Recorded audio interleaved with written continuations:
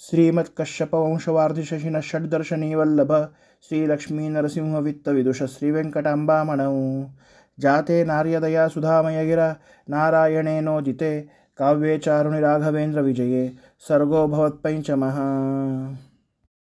इति कविकुलतिलकेन श्रीनारायणाचार्येण विरचिते श्रीराघवेन्द्रविजये महाकाव्ये पञ्चमः सर्गः।